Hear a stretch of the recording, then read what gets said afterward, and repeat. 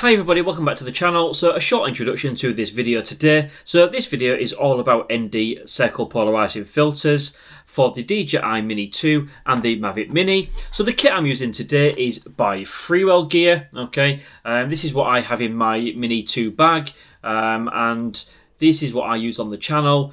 They're not the cheapest, but they do seem to give a fantastic result. Not a sales pitch in any way, this is just what I use.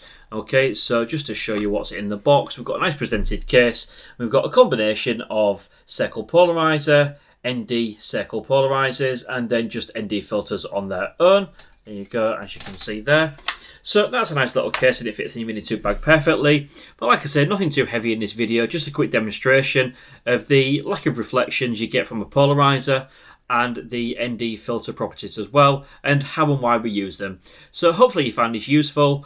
Let me know in the comment section below what you think, and I'll roll that footage now. So for this video, I'm using a freewell ND filter, and we have got our frame rate at 4K 24, ISO 100, and shutter is 1/50.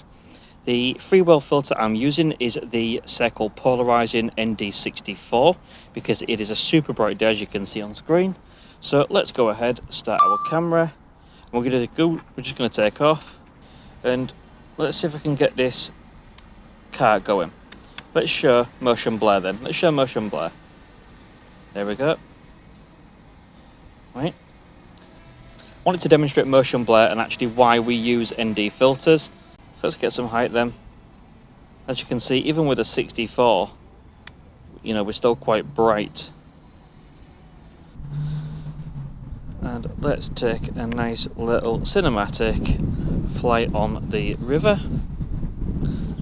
Let's go for a little flight out then. And one, we were using the ND filter, so we're going to get that nice motion blur.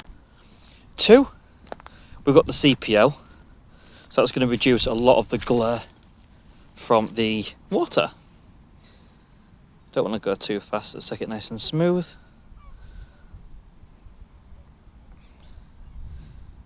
Don't want to go too far either. This will also be a good test of the signal. Let's get some more top-down shots. You really see the benefit of the ND filter here, the circle polarizer. Let's go back up. Got a little bit more height on that.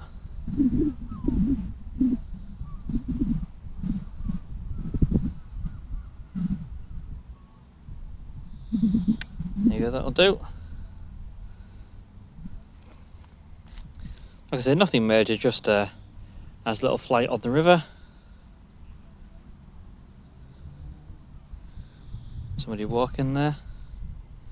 As you can see, there's a bit of an urban test as well, because there is quite a few houses, so you know, we're flying in between two banks of houses. And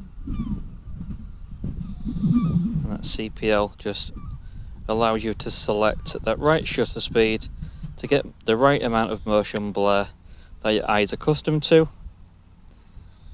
And if you're not aware of what motion blur is, or how to use ND filters properly, I have done a video on this, so please do go check that out. There will be a link in the description below. There you go, we're losing a little bit of signal now. Let's get some height.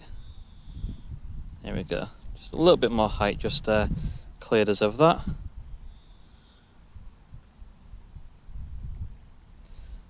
It's a nice smooth flight.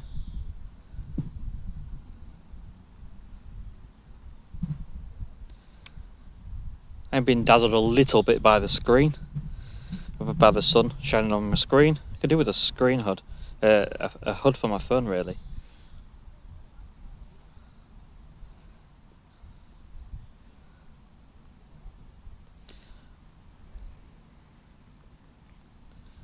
So I wonder if I can just go a little bit faster.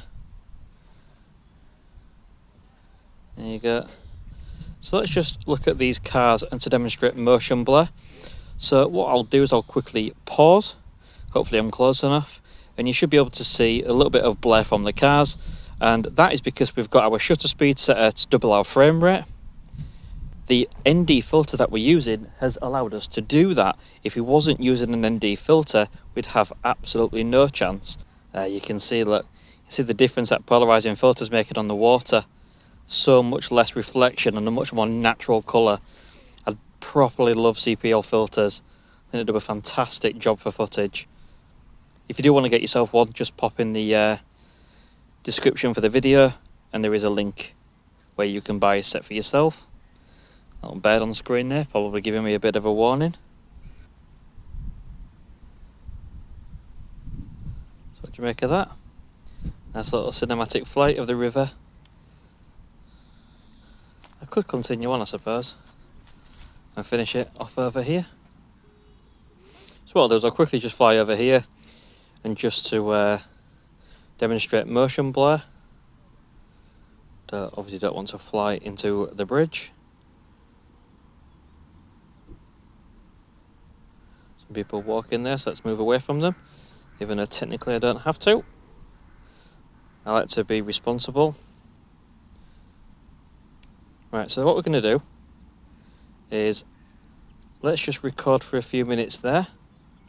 Alright, just record some cars going past.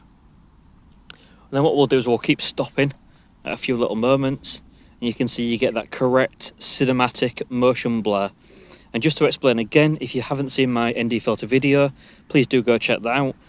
In order to get the cinematic motion blur that our eyes are accustomed to and what is the accepted standard for cinema, you need to set your shutter speed at double your frame rate. So as you can see, we're at 4K 24, so that our shutter is 1/50.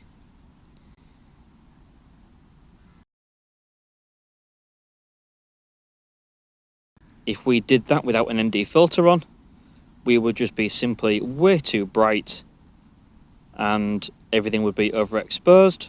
And as you can see, the CPL hybrid filter with the ND just gives us some absolutely beautiful natural colours from the river.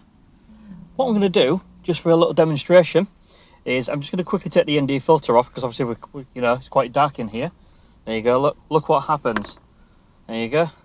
This is why we need that ND filter. You can see on the screen I've not touched the ISO, shutter speed or anything. Now if I was to try and fly the drone, that's what we'd get. Okay, that's why we use ND filters. Let's quickly pop that over, if I can, just to show. There you go, look at the difference.